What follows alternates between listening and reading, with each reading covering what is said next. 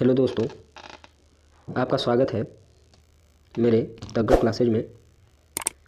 दोस्तों, ये मेरा पहला लेक्चर है इस चैनल पर, तो आपसे उम्मीद है कि आप ज़्यादा से ज़्यादा इस चैनल को शेयर करें और अपने दोस्तों तक पहुंचाएं। ये आपके डिप्लोमा फर्स्ट सेमेस्टर सभी ब्रांच के लिए ये वीडियो लाभदायक होगी, जो आपकी मैथ फर्स्ट की क्लासेज मतलब कि जो सब्जेक्ट है उसके लिए, और एग्ज़ाम बेसिस बहुत ही लाभदायक है ये वीडियो। तो आप इसको देखें और एक रिवीजन के तौर पर देखें, ठीक है। तो चलते हैं। तो इसमें आपको रिवीजन ही है, ठीक है। तो पहला चैप्टर है आपका समांतर श्रेणी। तो देखिएगा दोस्तों, समांतर श्रेणी मतलब अरिथमेटिक प्रोग्रेशन। तो क्या होता है समांतर श्रेणी, तो आप लोग जानते ही हैं क्योंकि पढ़ ही चुके हैं, ठीक है। तो हम सीधे इसमें पॉइंट पर पॉइंट बात करेंगे। तो इस चैप्टर से सबसे पहला क्वेश्चन अगर होता है तो आपका होता है समांतर श्रेणी का यनवा पद निकालना। तो समांतर श्रेणी का यनवा पद का मतलब होता है कि यनियत टर्म, यानी कि कोई भी ऐसा मतलब जैसे तीसरा कोई समांतर श्रेणी दे रखा है तो उसका दूसरा, तीसरा, चौथा, पाँचवा, छठा जो भी मतलब यनवा पद निकालना है तो कैसे ज्ञात करेंगे, ठीक है। तो ये फार्मूला आप लोगों ने पढ़ा होगा कि होता है क्या, A plus n minus one into D, ठीक है। तो A plus n minus one into D, जहाँ ए क्या है, ये उस श्रेणी का पहला पद है, और डी क्या है, डी जो दूसरा पद है उसमें से पहला पद, या तीसरा पद है उसमें से दूसरा पद, या ऐसे कोई भी पद है और उसके पहले वाले पद को अगर घटा दिया जाए, यानी कोई भी पद है, यानी अगर टी एन प्लस वनवा पद है और उसमें से अगर टी एन घटा दिया जाए तो आपको डी प्राप्त हो जाता है, ठीक है। तो अगर ये फार्मूला आपको याद होना चाहिए, तो यहाँ से ए आपका मिल जाता है क्या, श्रेणी का यनवा पद। तो ए यनवा पद कहाँ था, ए यनवा पद था प्रारंभ से, ठीक है। अगर श्रेणी का प्रारंभ से यनवा पद पूछे, अगर प्रारंभ से मतलब शुरुआत से कह दे कि तीसरा पद, चौथा पद, छठवां पद, 10वां पद, 12वां पद बोल दे, तो आपको ये फार्मूला अप्लाई करना है। अगर यही चीज़ बोल दे कि अगर लास्ट से निकालिए, अंत से निकालिए, यानी अंत से निकालिए, तो अंत से क्या हो जाएगा, तो अंत से निकालने के लिए देगा तो आपको एक चीज़ जरूर देगा कि अंतिम पद, तो जो यल है अंतिम पद ये जरूर देगा, ठीक है। तो अंत से निकालने के लिए बोलेगा तो इसमें आपका हो जाएगा यनवा पद l minus n minus one into D, ये हो जाएगा आपका। बस इसमें क्या होगा कि जो ए शुरुआत से रहेगा तो ए प्लस हो जाएगा, और यही जो अंत से रहेगा तो यल माइनस हो जाएगा, और बाकी ये जो टर्म है ये आपके सेम वैसे के वैसे बने रहेंगे। तो ये अंत से आपका हो जाएगा, ठीक है। आपका आता है यन पदों का योग, दूसरा फार्मूला यहाँ पे। तो यन पदों का योग, तो अगर आपका कोई श्रेणी A plus D, A plus D, A plus 3D, sorry 2D dot dot dot दे रखा है ना, यानी ये श्रेणी कोई दे रखा है, और अगर इसमें यल भी ज्ञात है आपको, अगर लास्ट पद भी ज्ञात है, तो इसके लिए सीधा सीधा आपको यन बराबर, यानी यन क्या है, सम ऑफ यन टर्म, यानी कि यन पदों का योग, ठीक है। सम ऑफ यन टर्म यानी कि यन पदों का योग, यानी कि किसी श्रेणी में यन पद हैं तो उन सभी पदों का योग है, ठीक है। तो यहाँ से आपका आ जाएगा यन बाई 2 प्लस ए प्लस यल, ठीक है। तो यन क्या है यहाँ पर, तो यन है पदों की संख्या कि उस श्रेणी में कितने पद हैं, वो आपका यन हो गया। ये तो पता है कि प्रारंभ मतलब पहला संख्या है, ठीक है, प्रारंभ संख्या यानी कि प्रारंभ नंबर जो पहला संख्या श्रेणी का वो हो गया, और यल क्या है, अंतिम पद है, ठीक है। तो इस प्रकार से आपका ये हो गया। चलिए आगे चलते हैं। फिर अगर आपको मान लीजिए यल नहीं पता है श्रेणी में, अगर यल नहीं पता है, लास्ट पद नहीं पता है, और कोई 2-3 टर्म दे दिया, मान लीजिए ए दे दिया, ए प्लस डी दे दिया, ए प्लस डी दे दिया, ए प्लस 2D दे दिया, फिर डॉट डॉट डॉट बोल दिया, कह दे कि 10 पदों का योग ज्ञात कीजिए, लेकिन आपको यल नहीं दिया है, यानी लास्ट पद नहीं दिया है। तो इसके लिए फार्मूला अप्लाई करना है आपको क्या, यस एन बराबर यन बाई 2, ठीक है, 2A plus n minus one into D, ठीक है। तो इस प्रकार से आपका ये फार्मूला हो जाता है जब ये आपको यल ज्ञात न हो, जब मतलब यल न दिया हो, ठीक है। तो इस प्रकार से आपका ये फार्मूला बन जाएगा। दो दी गई संख्याओं के बीच यन समांतर माध्य ज्ञात करना। तो मान लीजिए कोई दो संख्या ए और बी दे रखा है, ठीक है, उनके बीच यन समांतर माध्य, यानी कि उनके बीच मतलब यन का मतलब कि 2 नंबर में, 4 नंबर में, 10 नंबर में, 15 नंबर में, जो भी नंबर में दे दे कि उसके बीच कितने समांतर माध्य ज्ञात करने हैं वो दे दे, तो आपको ज्ञात करना है। तो किस फार्मूले से ज्ञात करेंगे, तो अगर यन दे दे मतलब कि कह दे 10 समांतर माध्य ज्ञात कीजिए, तो 10 समांतर माध्य मतलब कि आपको x1 हो गया, x2 हो गया, x3 हो गया, x4 हो गया, ऐसे से x10 हो जाएगा, ठीक है, यानी यन की जगह क्या हो जाएगा, 10 हो जाएगा। तो यन का मान 10 रख के आप क्या करेंगे, अगर पहला समांतर माध्य ज्ञात करना है तो आपको यहाँ 1 यन के बराबर ये 1 रखना होगा, तो आपका ए ज्ञात रहेगा और बी ज्ञात रहेगा, ए ज्ञात रहेगा। ठीक है। तो ये सारा चीज़, और यन क्या है, अगर 1 रखेंगे तो आपका पहला समांतर माध्य ए और बी के बीच आ जाएगा। दूसरा समांतर माध्य कब आएगा, जब x2 बराबर करेंगे, जब n का जगह 2 रखेंगे तो, और a और b का मान यहाँ दिया रहेगा, a और b लेकर आप याद करेंगे तो यहाँ से आपका क्या निकल जाएगा, x2 निकल जाएगा। ऐसे x3 निकल जाएगा जब आप क्या करेंगे, n की जगह 3 रख देंगे और a b यहाँ से रख देंगे, ठीक है। तो इस प्रकार से आपका निकल जाएगा क्या, x3 निकल जाता है। तो इस फार्मूले को रिमेंबर कर लीजिए, सभी लोग याद कर लीजिए इस फार्मूले को। तो इस फार्मूले से आप n समांतर माध्य किन्हीं दो संख्याओं के बीच आप निकाल सकते हैं, ठीक है। अगला है आपका दो संख्याओं के बीच n समांतर माध्यों का योग, ठीक है। अब जो n समांतर माध्य आप निकाले थे तो उनका योग, ठीक है। तो n समांतर माध्यों का योग निकालना है आपको, ठीक है। किसके किसके बीच, माना कि a और b के बीच n समांतर माध्यों का योग, ठीक है। तो n समांतर माध्यों का योग क्या हो जाएगा आपको, तो देखिए n इंटू ए, ठीक है, n इंटू कैपिटल ए, तो n समांतर माध्यों का योग क्या हो जाएगा, n इंटू ए। n क्या है, समांतर माध्यों की संख्या, जितने समांतर माध्य हैं उनकी संख्या, और a प्लस बी बाई 2, ठीक है। इसमें गुणा कर देना कितना, जिन संख्याओं के बीच है n समांतर माध्य उनका क्या करना है, बाई 2 कर देना, उनको जोड़कर और बाई 2 कर देना, इसका गुणा कर देना, ठीक है। फिर उसका कुछ महत्वपूर्ण पॉइंट है आपके AP से रिलेटेड, तो देखिएगा AP से रिलेटेड कुछ महत्वपूर्ण पॉइंट है।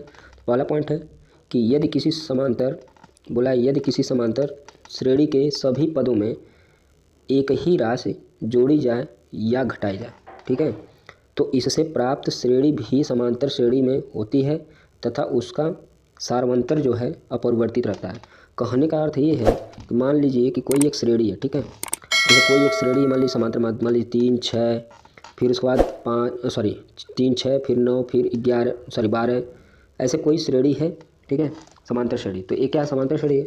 फिर बोला है कि अगर इसमें से, इस श्रेणी में से कोई एक ही सभी पदों, इस श्रेणी के सभी पदों से कोई एक ही संख्या अगर घटाई जाए या जोड़ी जाए तो उससे प्राप्त श्रेणी भी क्या होती है कि समांतर माध्य ही, समांतर श्रेणी ही प्राप्त होगी। तो जैसे मान लीजिए हम सब में से 3 मतलब 2 घटा दिया हमने, तो यहाँ से 3 में से 2 घटाइए तो आपका कितना हो जाएगा, 1 आ जाएगा, ठीक है। 3 में से 2 घटाइए 1 आ जाएगा, 6 में से 2 घटाइए कितना आ जाएगा, 4 आ जाएगा।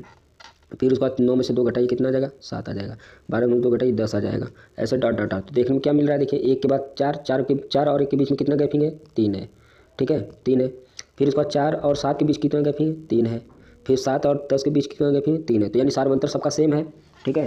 तो इस प्रकार से हम कह सकते हैं कि यहाँ पर ये श्रेणी भी आपका क्या है, एक समांतर श्रेणी ही प्राप्त होगी। 1 के बाद 4, 4 के बाद 7, समझिए 3 का गैप है। यहाँ पर 3 का गैप था, यहाँ देखिए यहाँ भी 3 का गैप था और यहाँ भी 3 का गैप है, ठीक है। तो हम कह सकते हैं कि ये क्या है, आपका समांतर श्रेणी ही प्राप्त होती है। अगर जोड़ भी देंगे कोई, मान लीजिए एक समय में जोड़ दीजिए, तो ये हो जाएगा 4 हो जाएगा, ये 7 हो जाएगा, ये 10 हो जाएगा, ये 13 हो जाएगा, ठीक है। तो इस प्रकार से आपकी श्रेणी भी जो बनेगी क्या होगी, समांतर श्रेणी होगी, ठीक है। तो पहला पॉइंट ये था। चलिए दूसरा देखते हैं।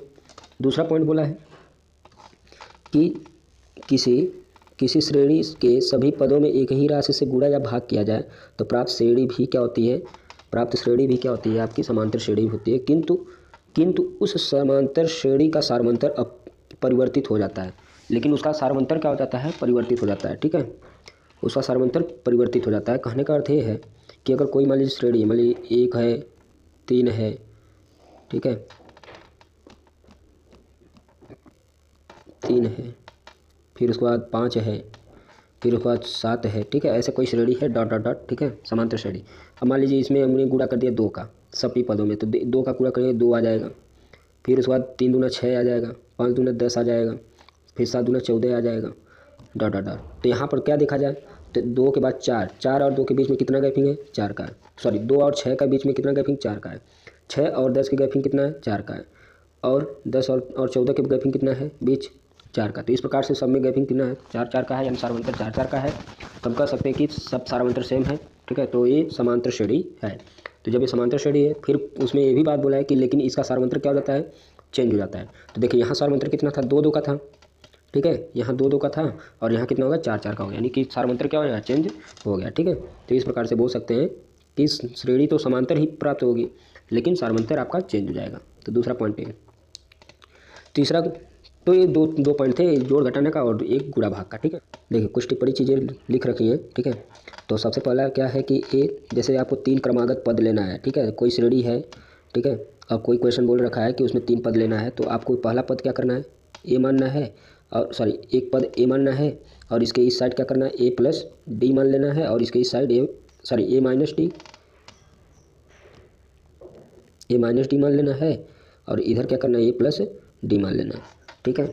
ऐसे ही अगर 4 क्रमागत बोले तो 4 क्रमागत में क्या हो जाएगा कि एक तो ए माइनस डी मानना है, और इधर ए प्लस डी मानना है, और फिर इधर ए प्लस ए माइनस 2 डी मानना है, सॉरी 3D, और इधर ए प्लस 3D मानना है। ठीक है, तो इस प्रकार से आपका ये हो जाएगा। ठीक है, तो ये चीज़ थोड़ा सा रिटर्न या आप याद कर लेंगे। ठीक है, ये थोड़ा सा आप याद कर लेंगे इस चीज़ को, और इस पर कुछ क्वेश्चंस आप कर लेंगे तो आपका क्लियर हो जाएगा। ठीक है, तो आपका रिमेंबर के लिए इतना ही ये सब है। ठीक है, तो आप इसको याद कर लेंगे। ठीक है, फिर 5 मानना है, 6 मानना है, तो ज़्यादातर ये आपका यहीं तक ही रहता है। ठीक है, 4-5 काफ़ी होता है, तो इसको आप लिख लेंगे। देखिए, इसको अगर याद रखने का तरीका यही है कि बोला है कि यदि पदों की संख्या विषम हो तो मध्य पद ए तथा सार्वंतर डी रखते हुए क्या करें, आप अन्य पदों को लिख दें। ठीक है, यानी कि बोला है कि अगर आपका जो है क्या पदों की संख्या सम हो, मतलब कहीं बोल दिया 3 पद विषम हो, ठीक है, बोल दिया 3 पद 4 पद, सॉरी 3 पद 5 पद 7 पद, तो ऐसे विषम दे दिए तो हमेशा क्या करना है, बीच वाली को ए मान लेना है, फिर इसमें क्या करना है आपको सार्वंतर को डी रखते हुए, जैसे कि इधर क्या करना है ए माइनस डी हो गया, तो इधर हो जाएगा ए प्लस डी हो जाएगा। ऐसे इधर का क्या करना है कि ए माइनस टू डी, इधर क्या हो जाएगा ए प्लस 2D हो जाएगा। तो ये देखिए 5 संख्या, 1 2 3 4 5, इस श्रेणी में 5 संख्या हो गया, तो 5 क्या है, विषम है। अगर 3 मानना है तो केवल इतना ले लेंगे। ठीक है, केवल इतना ले लेंगे, 3 है तो 1 संख्या 2 संख्या 3 संख्या। ऐसे 7 करना है तो फिर एक इधर क्या करेंगे ए माइनस 3D कर देंगे, और इधर क्या करेंगे आगे ए प्लस 3D कर देंगे। ठीक है, इस प्रकार से आपका ये हो जाएगा। फिर देखिए, अगर यही चीज़ अगर सम है, अगर ये सम है तो आपको क्या करना है, तो मध्य पद ए माइनस डी और ए प्लस डी ले लेना है, और फिर उसमें क्या करना है सार्वंतर को 2D लेकर क्या करना है अन्य पदों को लिख देना है। जैसे अगर बात करूं तो मान लीजिए कि आपको कहा है कि मतलब कि एक श्रेणी है उसमें 6 पद हैं, तो 6 पद क्या हैं, समपद हैं। तो अगर श्रेणी मानना है तो क्या मानेंगे आप, तो सबसे पहले ए माइनस डी लिखेंगे। ठीक है, ए माइनस डी, और फिर लिखेंगे ए प्लस डी, तो ए प्लस डी लिखेंगे। तो अब ये तो 2 पद हो गए, 4 पद और लिखने, तो एक पद इसके इधर लिखेंगे ए माइनस 3D, यानी कि इनके बीच में कितनी गैपिंग होनी चाहिए 2D की, और इधर लिखना है ए प्लस 3D, जो इधर माइनस में लिख रहे हैं वही चीज़ इधर प्लस में। तो 4 पद हो गए, 2 पद और चाहिए, तो एक पद इधर लिखना है क्या ए माइनस 3 के पहले क्या आएगा 5 आएगा, तो 5D। ठीक है, तो 3 के बाद क्या नहीं, 2 अंतर क्या होगा 2D का अंतर, जब 5 यहाँ करेंगे तभी इसमें 2D का अंतर आएगा, और इधर क्या करेंगे ए प्लस 5D कर देंगे।